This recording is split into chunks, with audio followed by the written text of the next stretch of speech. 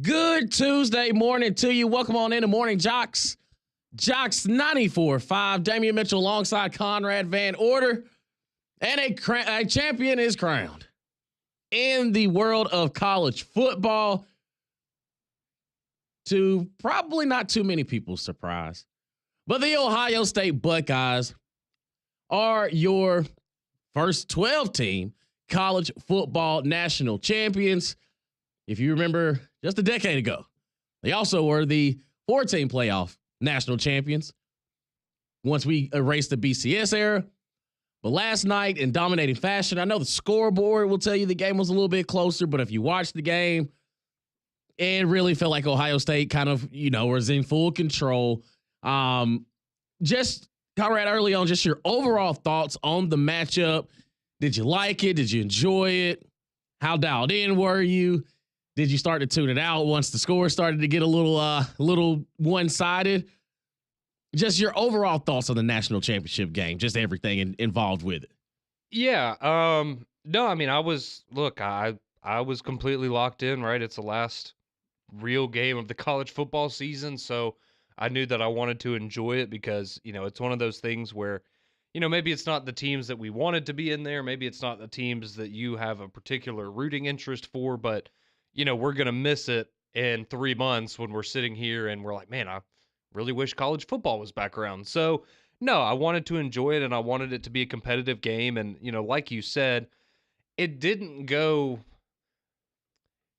it wasn't all that off from how I thought it might go, to be completely honest. I thought it would be fairly competitive in Ohio State. I mean, look, they did what they had done in the playoffs so far, right? They came out, they started hot. I will say Notre Dame's first drive was incredibly impressive, but you could tell, and I mean, they were talking about it nonstop on the broadcast, but you could tell, I've never seen a team be so gassed after one drive, Yep. and you could just tell how physical the game was going to be. And so, as the game progressed from there, and Ohio State just kind of like clockwork went down the field, no problem, and scored a touchdown every time they got the ball in the first half. You knew that it was going to be an uphill battle. You knew that halftime was probably going to be big for Notre Dame just because of how exhausted they were. Yep. But then when Ohio State comes out and, defensively, you get a stop for Notre Dame on like the first play, and then Judkins just takes off, and you're like, okay, I think this might be it. And so it's 28-7. Then you get the turnover, and you're like, oh man, they're about to make it 35-7. And so at that point, I didn't check out, so to speak, but I did some laundry, took care of some things around the house. I had the Yeah. game on, and I'm like, okay, I'll get up and I'll get some things done here, and I'll come and I'll check back in a minute or two. And I was glad that Notre Dame was able to come back and make it interesting. Some of the decisions at the end of that game for Notre Dame, I don't know why you tried to kick that field goal when you had a 4th and goal. That was weak, in my opinion. That was a sign of you might as well have waved the white flag at that point. And I know that you still had opportunities afterwards, but that kind of felt like, okay, you're giving up at this point. Yep. What are the odds that you're going to get into a 4th and goal type of situation again? You don't know if that's going to happen. You have to just go for it. And so while I didn't agree with that, I do think that Notre Dame deserves credit for the way that they fought back, and were able to make it a competitive game there down the stretch. And, you saw Ohio State do, kind of what they did to Oregon, right? And where they took their foot off the gas a little bit, but this time Notre Dame was able to make them pay for it a little bit. But then, I mean, it ended the way that I think a lot of us would have expected it to end, with Jeremiah Smith being involved and them just letting it rip on 3rd and long. I would have loved personally for Notre Dame to get the ball back, have an opportunity to go and, tie the game and go to overtime. I think we were all pulling for overtime. But I mean, he's too good, man. And you got to give credit to Will Howard. He was on his P's and Q's last night, Yep. man. He played an excellent football game, and but the better team won, right? And I think we can all agree that, whether you like the 12-team format, whether you think we should have just stayed at 4, whatever your opinions are on the college football playoff, the reality of it is this was a very good game at the end of the day. Neither of these teams would have made the playoff in a 4-team format, and I think it's very clear to everybody now that Ohio State, granted, it took them a while, but once they got to a certain point, they were clearly the best team in college football this year. And so, while we can agree, disagree on, the SMUs and the Indianas of the world making the playoff, clearly two very, very good teams got in, made it to the national championship game. And at the end of the day, the committee technically got it right because the best team in the country won the national championship. So from that standpoint, I was happy. I thought it was an enjoyable game. I'm not going to sit here and act like I'm super happy for Ohio State, but it was a great performance and a big moment, and especially for Ryan Day. I will say I'm happy for Ryan Day because of all of the criticism. And I'll be honest, I was one of the ones that said it. I said if they go and they lose to Tennessee in the first playoff game, he should be fired. And I thought that they would fire him. And he proved all the doubters wrong, and he went and won a national championship. So kudos to him, and kudos to Ohio State. And I fully expect them to be back here next year. Yeah, and they showed that if this is the way of college football, the donors and boosters and the collectives, you're going to have to start suffering. You got to start sacrificing a pretty penny. Because legitimately, Quinshon Judkins, Will Howard, both in the transfer portal. We know Quinshon Judkins. We know him rather well here in the state of Alabama. Well, and think about this. If Quinshon stays at Ole Miss, I feel like he was probably worth one of those wins that they lost, one of those games they lost this year. Yep. So, not only did he go to Ohio State, score 3 touchdowns in the national championship game, he also may have been one of the reasons that Ole Miss ultimately wasn't able to go to the playoff. Yep. Caleb Downs, defensive safety formerly of Alabama, Ohio State, now a national champion. He went to high school here and then got... No, he played... I don't know if you remember the Texas and Alabama game in the regular season where Queenie was dropped a absolute dot to Xavier Worthy. He was number 2 that was chasing him in that game. He's like a fan that got on the field. No. He was a player. Oh, okay. He was a defensive player. I know it's Pete Golden. Pete Golden. Yeah, okay. the Pete Golden era. But no, it's crazy though. This game was kind of Notre Dame to me. I understand Riley Leonard may have been your calling card. Like he may have been, he may have brought you there. But I think they put too much on him to just go out there and win it for him. And that was not their design all the way to this point. Now, he had 17 carries, only 40 yards. You only ran for 53 yards total on Jeremiah 26 Love carries. Had 4 carries. Right. That's where I was like, either Jeremiah Love is hurt or they are really just saying, put all our chips on the table behind number 13 and he'll get us right. Because the design quarterback runs, the quarterback powers, traps, I just thought that was too much. Because you're getting them beat up, and then when he has to stand up in the pocket, the defensive line for Ohio State was causing all this disruption, so he's still running the ball. So it's like, man, you put too much on him. And defensively, there was literally nothing Notre Dame could do. There was nothing. They just had, again, this goes back to why Ohio State had been so tough to defeat in regular season and just throughout the playoffs. They have so many weapons. Right when you think you've shut down Jeremiah Smith, boom, here comes Emeka Egbuka on a drag route. It's like, oh my gosh, completely forgot about him. He's the actual veteran on this team. Travion Henderson had some explosive plays, 12 carries for 49 yards. But I think just collectively, Ohio State, this was the best roster in college football, even coming into the season. We all sat there. We saw the names they were getting out of the transfer portal. You had a feeling like this would be their end result. Didn't think it was going to be, I didn't think a Michigan loss would be on that resume. You can give me Oregon because Oregon was one of the better teams in college football. But but the way they went out and dominated throughout the playoffs and even last night, Will Howard, he definitely raised some eyebrows for me this season because I didn't think he would have the impact that he did because of the fact that, it's Ohio State. The system's going to be garnered to him. He's going to be playing with exceptional talent. But when Will Howard's number was called, he stepped up to the plate. And similar to Riley Leonard, they had called quarterback design runs. And I was just like, I didn't know Will Howard was made like this. I didn't know he played like this. I think the addition of Quinshon Judkins was shown on full display last night of just how talented he really is. Numerous numerous big carries and a lot of yard, the 70-yard run right there after halftime. It's like, okay, well, yeah, now this is what Notre Dame could not afford to happen. Is those explosive plays, and Ohio State was starting to stack them up, and ended up with touchdowns. And I'm with you on Ryan Day. He really shut up the naysayers last night, because again, it's coming within your own fan base. It's not like everybody's out to get Ohio State. No, Ohio State fans were not defending Ryan Day. Exactly. No. So he was kind of stuck in no man's land of, okay, so I'm winning at a high level. Sorry I hadn't beat Michigan. Now I have a national title. Now he has the end all be all of, okay, if that means I'll never beat Michigan again and we end the season as the national champions, say whatever you want. We're rocking with it. Because his players play hard for him. They lock in for him. Offensively, he always has the design. But I think for Ohio State, their defense really stepped up when they needed to. And I also think this. Notre Dame, up until the end of the game, they just didn't take many shots down the field. No. But it started working for them once they went to Great House.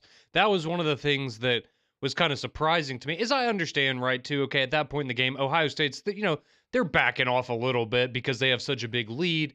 So I'm not saying that, the same looks were there early in the game for Notre Dame, but I mean, you started to find something with Great House and getting the ball to him down the field, and it was just like, felt like you could have used this earlier on just to mix it up, right? Yep. Because then maybe that opens up the opportunity for Jeremiah Love to get some more carries, or it just gives the threat of something else or a different look out there on the field because, like you were kind of talking about, it got to a point where you knew what Notre Dame was going to do. I mean, even when they did the fake punt, right? We all knew they were going for the fake punt.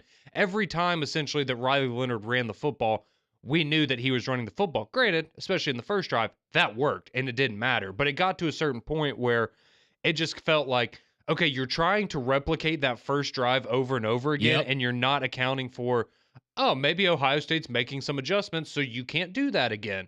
And it just felt like too little too late once they started to go to the passing game more.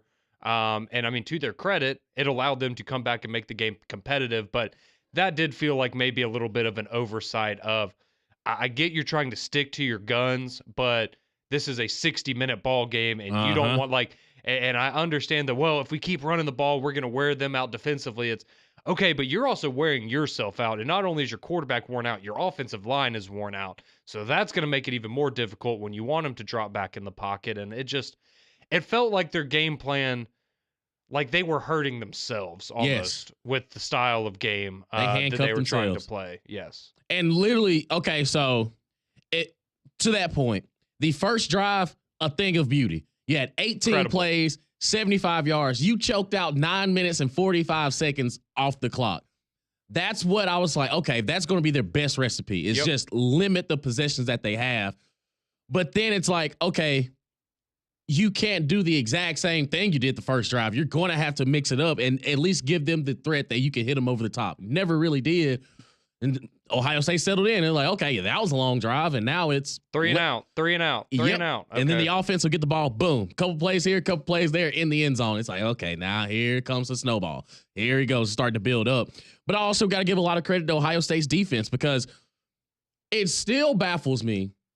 It still just blows my mind how they lost to Michigan and didn't even look like a team that should have been anywhere near a college football playoff. Yep.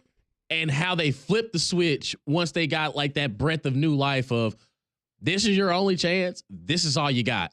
And they parlayed that into really just handling every single team that they played in the college football playoff. And the talent just continued to rise. And I think defensively, the Jack Sawyers, the Styles, Simon, when they needed to make a play defensively, they were there. And for Riley Leonard and Notre Dame, I do think Marcus Freeman was outcoached. He was outcoached, and then his team was also outplayed. And it never really felt as though that they gave up, though. I would give Notre Dame a lot of credit. You could have been like Tennessee and was just like, you know what? This is kind of how it goes. You could have been like Oregon, like, oh, boy, here we go. But Notre Dame kept fighting. And when they had their moments there in the second half, they cushioned the blow. So, again, to only have lost by 11 points, and at one point in time you're down, 31-7, your team showed a lot of grit. No, absolutely. And I think Marcus Freeman deserves, look, all the credit in the world that they even got to this moment, and the fact that, like you were saying, I think a lot of us at halftime, or at least coming out of half with when Ohio State scored again, it's like, oh man, this is like the last time they were in a national championship, right? And Alabama kind of took them out behind the woodshed, and it just felt like, okay, we're getting to that point again. Like, it's been a great run, but they're just truly outmatched. And the fact that they were able to battle back, they do deserve credit for that. I know it's a national championship game. The last thing you're worried about is a moral victory. But I have now seen enough from Notre Dame to where I can feel more confident moving forward of, okay, they're not a team that if they get in the playoff, they're just going to get blown out in the first round, and they're just going to be happy to be there. Like, they have shown that they have been able to progress from the Brian Kelly playoff teams that we saw, and they are a more physical team now Mm-hmm. and more dynamic, even if at times last night maybe it didn't quite look that way. But no, I mean, they had a miraculous season, and I thought that was something that was kind of cool, was you got to see the evolution of Notre Dame and how far they've come since, they were in the play. I mean, they showed it before the game on ESPN, but I mean, it had been before this year, it had been like 26 years since Notre Dame had won a meaningful postseason game. Like, our entire lifetime, essentially, all we knew is, okay, well, they'll get to a big game and then they get embarrassed every single Yep. time. And this year they showed that they can change that narrative. And then you look at Ohio State, and yeah, as an Alabama fan, I noticed this, and I'm going to call it out. But the first touchdown to Jeremiah Smith, you go back and you remember, and you're like, I've seen that play before. that looks exactly like a play that Alabama ran with Devontae Smith in the national championship against Ohio State. And seeing that and just having that moment of, okay, he remembers being here 4 years ago and what happened in that game, and he's going to make sure that that doesn't happen again. And it's just, but it's cool to see coaches that take things like that from an opponent, or it's I know that this is like the old Nick Saban saying, and Greg says it a lot, but it's the don't waste a failure thing, right? And it's, okay, the last time we were here in this moment, we kind of got embarrassed by Alabama. What's something that we can take from them? What's something that we could take from, we've lost to Michigan 3 years in a row. What's something we can take from these failures that we've had and implement it ourselves to help us Mm-hmm. moving forward? And to see him, have that kind of a play call, and to see it be I think I know where you got that from. But that's what good coaches do, right? Is you evolve and you take things that, oh man, okay, maybe they were a little more prepared, or maybe that team was better than us today, but what can I take for that to help out my team moving forward? And I thought that that was really, really cool to see. So, again, I mean, a great game. I thought that was a fitting way to end the college football season with Ohio State and their $20 million team being national champions. And I'll give us a little bit of credit. We didn't predict the score exactly correct, but we both had it around 31-21. Mm-hmm. We got pretty close, and we did both say that Ohio State would score late to cover, which they did with the field goal. So Yep. not too shabby, if I may say so. There is a national champion. The Ohio State Buckeyes knock off the Notre Dame Fighting Irish 34-23. You want to get your reaction, 205-834-9450 as we to continue to recap what went down in the national championship game. Your text message, your calls, always welcome here on Morning JOX. Keep it locked right here on JOX 94.5.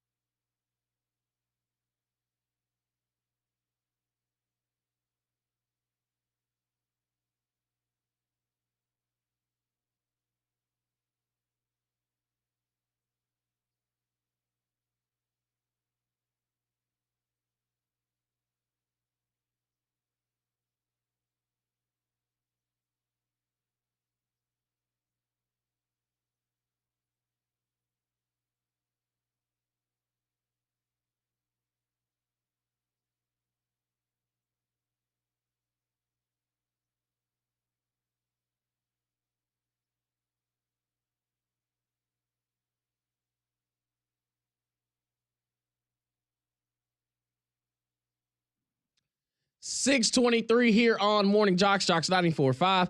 Damian Mitchell alongside Conrad Van Order and you as well, our wonderful listeners. 205-834-9450. As we have the national champions, the Ohio State Buckeyes, have finally gotten the monkey off their back. Ryan Day says he didn't ask for Lou Holtz after the game, which was kind of upsetting because I thought they had something they needed to talk about. I will say they they played it on game day before, but yeah, I know what you're talking about. The interview they did with Ryan Day and Marcus Freeman where they had fake Lou Holtz show up. That was hilarious. I thought that was funny, and Ryan Day's reaction to it was priceless, and he was a good sport about it. But that was Pat McAfee to a T. That was pretty funny. I did want to get your thoughts before we get back to the actual game. Dude, what the hell was that halftime show? It was that was weird. So you go to Mercedes-Benz Stadium thinking like, oh, we get Travis Scott at halftime. They advertised it like way off. Like they deceived everybody, I feel like. Yes, and all he did was plug up his Bluetooth speaker and on top of the stadium. But it was like pre-recorded. Like exactly. It wasn't even him. I mean, and it wasn't even an entire song. It was like half of a song. It was weird. It went straight to commercial. Yeah, the whole thing was weird, and it was just the way that halftime. And look, I get it's not the Super Bowl. I wasn't expecting that kind of a production, but it was just you go to halftime and then you go back to the studio and you got Saban and all them talking about the game, and then you get the message from President Trump. You're like, okay, I wasn't expecting right. that. Okay, that's kind of okay. All right, cool.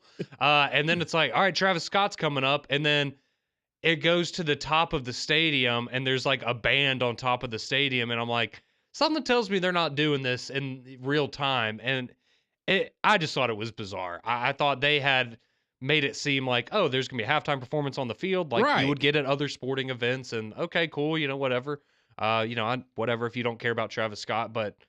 Yeah, that was just that was bizarre. And it was cold too. Like think about it. You got to think about it. They had to pre-record it because of the Arctic blast that we're experiencing down here in the South. So just do it on the field at halftime inside.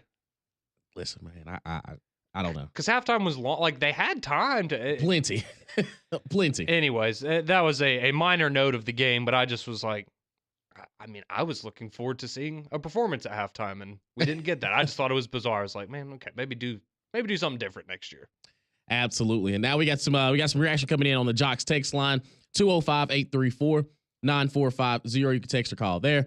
A lot of Doug texts in and says, Ryan Day, congratulations. Now go pay for a professional to color your beard. Yeah, man, he's just let it go, man. It's time to hang it up. Just let it go. Yeah, because that thing is jet black. Mm-hmm. Somebody texted in and says, I'm still convinced that Ohio State threw the game versus Michigan on purpose. Just to get a better slate for a better. Yeah. It's the team up north. They want to beat them. Yeah, I was about to say, maybe if they hadn't lost to Michigan 3 years in a row, I could maybe buy into that theory a little bit more, but no, I don't know. They just got you numbered, big dog. Now we're getting it. Says the real story is NIL and transfer portal have ruined the game. Didn't take long for that one to happen. See, but here's and not to totally defend it because there are certainly a lot of issues with it. But if your team does this, you're probably not complaining about it. At all. I'm just saying, that's my stance on it is I understand it's not fun to watch another team go out there and parade their $20 million roster, but if you're an Alabama or Auburn fan or whatever fan, and they did that and won a national championship, you go, well, that's just the way the game is now. So you're telling me you don't look at it from the big picture. So you're telling me, as an Alabama fan, you didn't want Jamison Williams on your roster? You didn't want Jahmyr Gibbs on your roster when you had the opportunity to get him?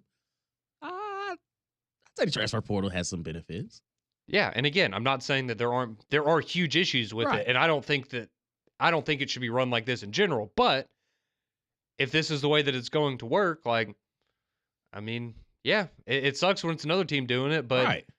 I mean, I think that Alabama and Auburn are both paying a lot of money for the players that they have on their rosters right now as well. Maybe not $20 million worth, but right.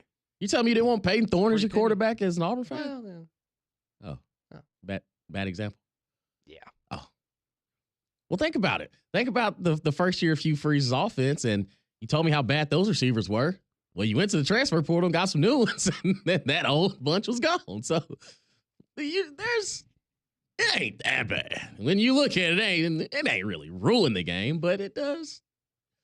It does seem weird that Caleb Downs has played in multiple playoff games, and he's just wearing a different shade of red. Well, and it's also just, funny having to sit there and, listen to while they're doing their little round table bits and they're talking about the players. And, you got McAfee talking about how great Caleb Downs is and Saban's just sitting there right next to him. And it's like, yeah, but hey, I mean, look, it is what it is. I wish those guys were at Alabama. I wish Quinshon had stayed at Ole Miss. Like, Me too. I wish that's the way that things worked, but it's not. Now, granted, if Ohio State's spending $20 million a year and they go and win 5 national championships in a row, that's going to get old. That's going to get old. That's going to get old. I don't want that, but I think you are going to see teams, until something changes, you're going to see teams that go, all right, we need to fundraise really hard this offseason, go all in for next year, and hope you catch lightning in a bottle and can win a championship. And John texts in, he says, since half of Ohio State's roster is former SEC players, does the SEC get credit if you can't beat them? Join them. Well, the officiating crew was from the SEC, so we were there. We were there. Everywhere. Conrad Van Chaos, somebody asked when the ratings come out on the national interest in helmet game, we'll have an idea of what NIL has done to general fan interest. See, I don't know. Like, I can't. I get it, but that's more of an off-season discussion because every time I watch a college football game, the last thing that's on my mind is NIL deals. Like, it is. Like, the transfer portal, maybe so, because of the fact that, he was just on so-and-so's roster last year. Now he's on Ohio State, Notre Dame. Get it. But nothing about NIL has just deterred me away from watching college football because when it comes down to it, it's still the game of football. And, just looking at, the teams that we cover here, like ask yourself, okay, I'm an Alabama fan.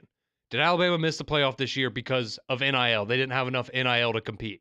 No, that is not the reason that they did not make the playoff. They had plenty of talent. They just didn't execute on the field. Right. Same thing with Auburn. I don't look at Auburn as, man, if they had an extra $5 million in NIL, they would have won 10 games this year. No, they had a bad quarterback and they had bad play calling. Like, it's not because of NIL. Now, I get it. Like, you could make the argument, well, we'd have better players, and maybe that would lead to better. And that's fair to a certain degree. But like you're saying, when I'm watching the games, I'm not thinking, man, I wonder how much that guy's making. Or, oh, can you believe that this receiver is making $2 million or whatever? No, I'm just enjoying the product that's on the field. And likewise, when you look around at the teams in the SEC that we're disappointed in this year, the Alabamas, the Ole Misses, the South Carolinas, NIL is not the reason that those teams did not make the playoff and meet expectations. Dan texts in and says, same old Notre Dame, no shocker. They got butt raced. Congrats to OSU.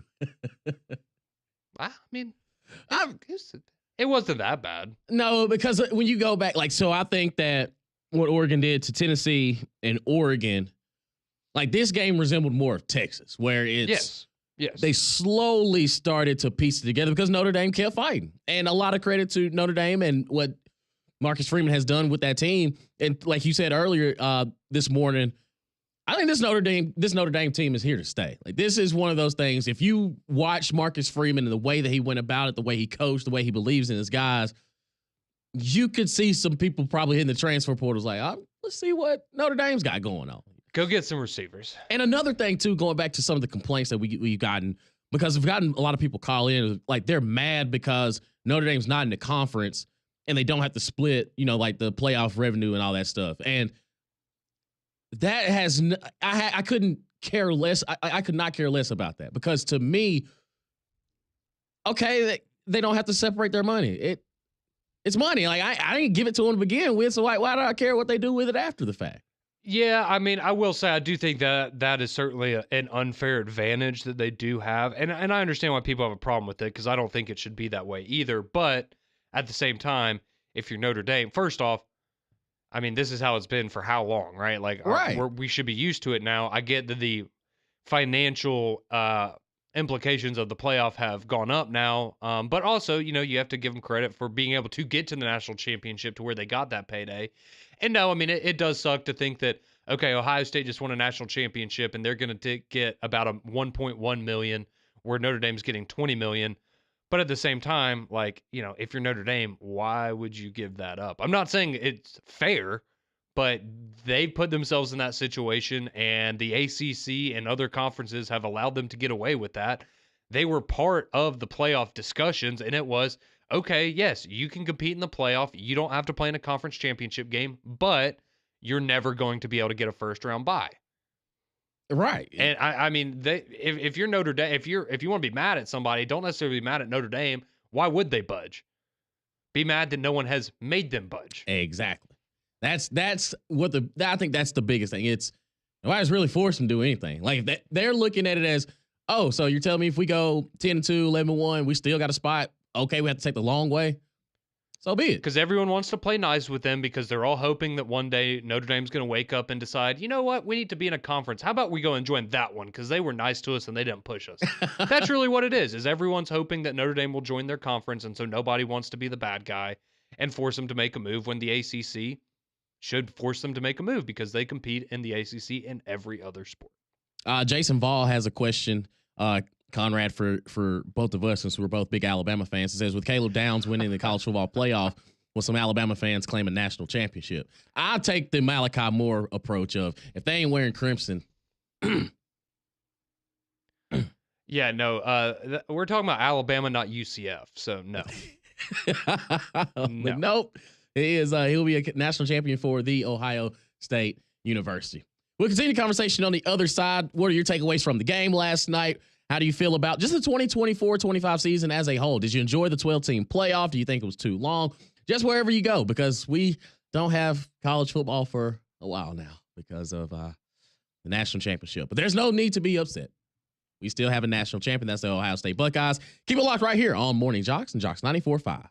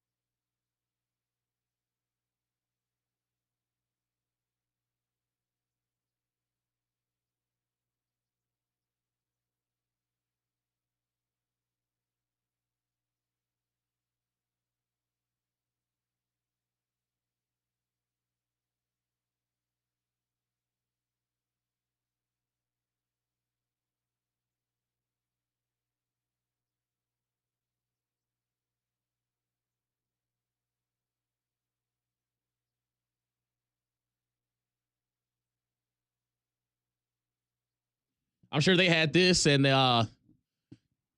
Jello balls hit banging out the locker room all night last night from Ohio State. As the Ohio State Buckeyes are your national champions. Welcome back into Morning JOX, JOX 94.5.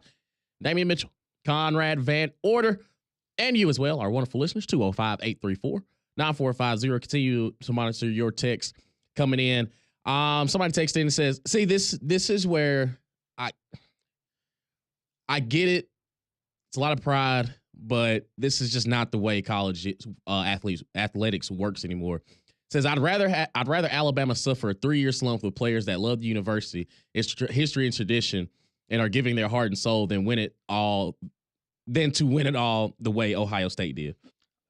I totally disagree with that. That's what I'm saying. Like, no, you won't. Like, I get it. That's what it sounds nice. It does.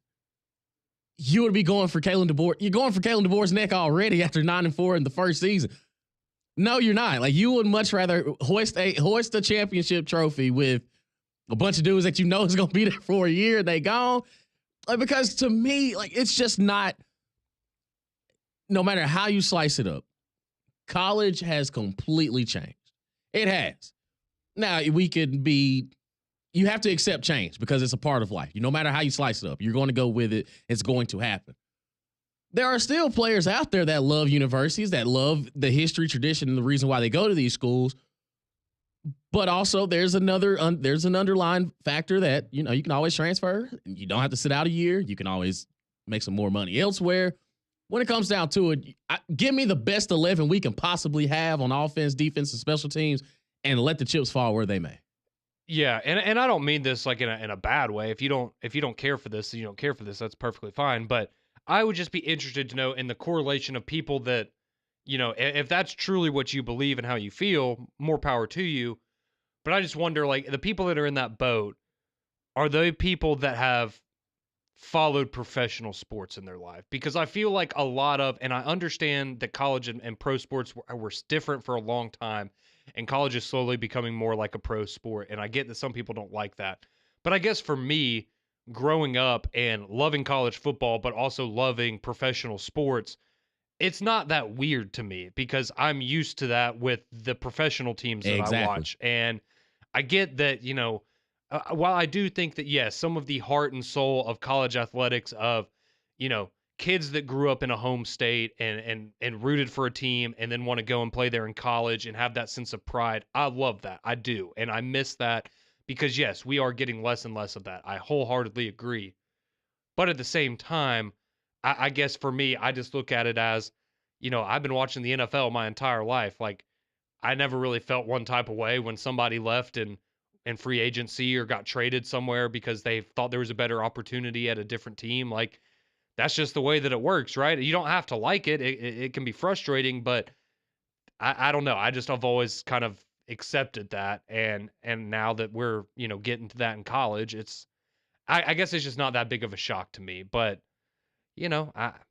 I still think at the end of the day, like we were saying, yes, it is frustrating to watch a team like Ohio State spend what seems like more money than anybody else and go out there and win a national championship. But again, I'm just saying, if you're an Alabama fan and you have the option of, here's $20 million to go build out a roster and go win a national championship, you're really going to say no to that. I find that hard to believe. I'll tell you. Dave from Winfield, he takes in and says, the topic of conversation is always NIL. When it comes to college athletes.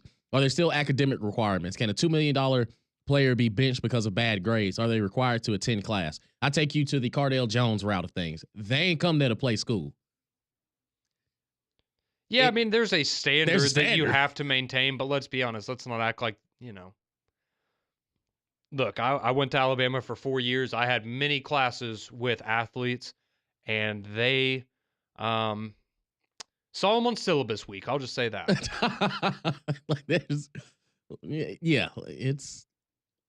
They get it done. They find a way to be eligible. There's always ways. Yes, and there were players in a lot of my classes that you would go, okay, you maybe are a bit more of a role player or something like that. And that's why I see you here every Monday, Wednesday, and Friday, as opposed to some of the other names that you would recognize immediately. And you go, don't really see you floating around here, but I see you on Saturdays. Jason Vall also takes in and says, to me, if Notre Dame doesn't join a conference, an open bye isn't a penalty, as we saw that wasn't an advantage. As we saw that wasn't an advantage. They shouldn't be allowed a home game. That's a bigger penalty than a first round bye. Love the show, guys. We appreciate you. Okay, I think that could be an interesting penalty. I will also say this. It wasn't their fault the way that the seating fell. That is a bigger issue with the playoff format as a whole that needs to change and potentially might change as soon as this coming season. So, while I do agree with that, that wasn't Notre Dame's fault, right? That is the fact that the playoff committee shouldn't be giving out first round buys to conference champions that are ranked outside of the top 10 or top 12, whatever. Absolutely. Hey, Ohio State are the national champions after 34-23 victory over Notre Dame. What are your underlying thoughts of this whole college football season? Did you like the 12-team playoff? It's time to put a bow on it, y'all. It's unfortunate, but we all think all good things must come to an end. Giddy up, right? Absolutely. We still got ball here in the city of Birmingham, and we are looking for a four-time. We're looking for 4 years in a row. Yeah, move over, Kansas City Chiefs. We already did the three-peat. Exactly. You want to talk about dynasties? Come on, man. We got one right out here in our backyard. We still got ball here in the spring. Let's kind of look forward to 2025 and 26. Who's kind of in the quote-unquote too early driver's seat of who could be hoisted a championship trophy. We got some future odds we could look at here when we move forward on Morning JOX and JOX 94.5.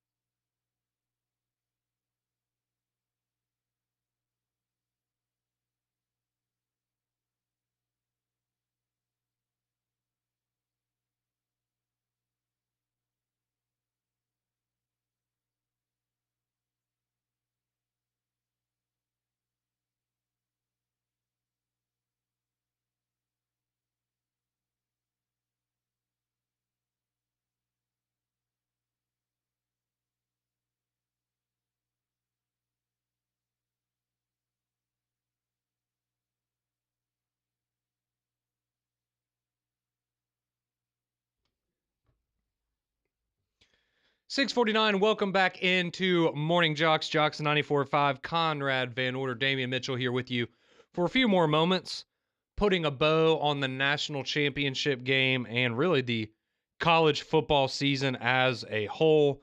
Continuing to get your thoughts at 205-834-9450. But we do have a special opportunity that we want to pass along to you, our lovely Jocks listeners, and Kenny Chesney fans especially.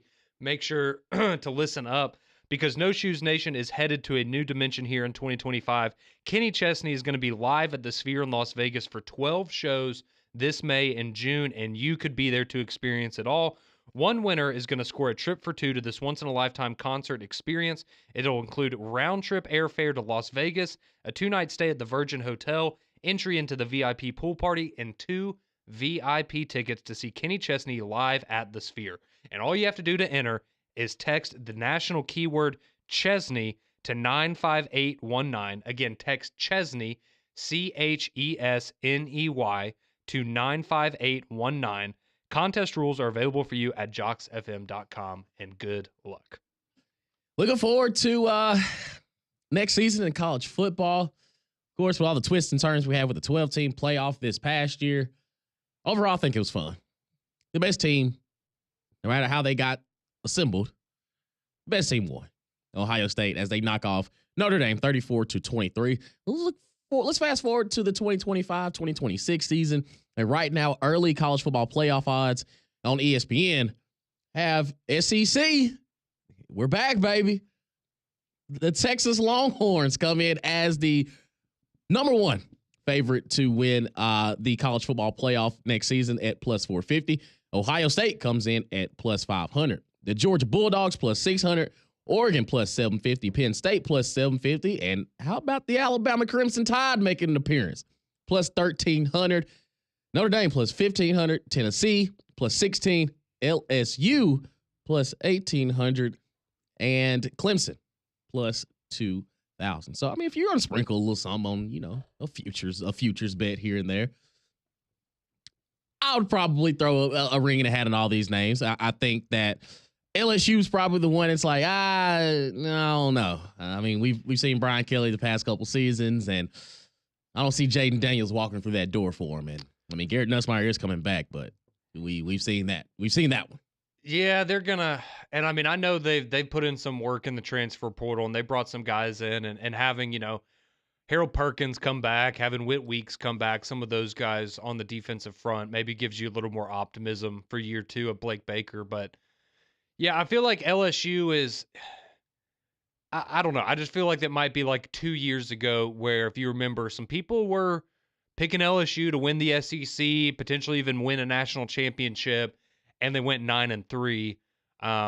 Maybe that's not going to be the case, but you got to replace a lot at wide receiver, which, I mean, I guess if anywhere you give them the benefit of the doubt at that position, it's Ohio State or LSU. Yeah. So, we'll see where it may, but yeah, I mean, it's tough. You're going to have the same schedule that you had this year. I mean, and then Tennessee being plus 1,600. And listen, if Nico doesn't develop like he's supposed to, but if he does, then yeah, well, you'll see Hendon Hooker type numbers. Exactly. That's a big if. It is a big if. It's a big if. He's closer to Joe Milton right now than he is. And the crazy thing is, Joe Milton was actually better. Didn't think that I'd say that out loud. Yeah, but you said it, not me. Yeah, Notre Dame, who knows what it'll look like. But I do think Marcus Freeman has his team in the right spot. Alabama, I mean, now you got to think about it. A lot of the returning starters from last season on the defensive side of the ball, so you got a lot of experience coming back on that side, but no Jalen Milroe at the quarterback position. You see the development of Ryan Williams, Jeremy Bernard coming back. So, I mean, the pieces are going to be there.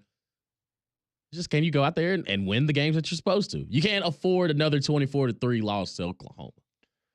Those can't happen. No, absolutely not. And I mean, you have to go to Georgia next year, early on in the year. That's going to be tough. You start out against Florida State, which I don't even really know what to make of Florida State next year. They got Gus Malzahn, bro. They're going to have so many new players. Yeah. They have Gus Malzahn calling the plays. Yeah, maybe that actually makes you have a little concern if you're an Alabama fan, or maybe it doesn't. But yeah, no, I mean, it's going to be next year is going to be very, very interesting for both Alabama and Auburn, just because I think the the variance in how the seasons could go, I could see both of them having excellent seasons Yeah. and exceeding expectations. I could also see both of them having disappointing seasons like they did this year. So I just, it's going to be an interesting year. And especially Hugh Freeze is on the hot seat, Kalen DeBoer a little bit on the hot seat. And, you know, if he disappoints again, he'll be right in the same spot that Hugh Freeze is in. So it's going to be interesting. And hey, I mean, Quinn Ewers gone to the NFL draft. Arch Manning time, baby. Hey, is he going to be like his uncles? Is Arch ready? Is he ready for this moment? Sark's got him? Is he about to insert his name into this Manning legacy? We shall see. If I had to put money on it, I'd probably take Ohio State again, to be honest. Think they probably going to have used some of that playoff bonus for recruiting purposes. Yeah, they'll find themselves a nice quarterback. They'll be good to go. It'll be fun to see, man. It'll be fun to see. This is why we love college football. All things must come to an end, but we do have a champion. We're all Buckeyes fans today. No, we're not. Except for Greg and Cole. Malcolm and Cubicle in the morning. They're next.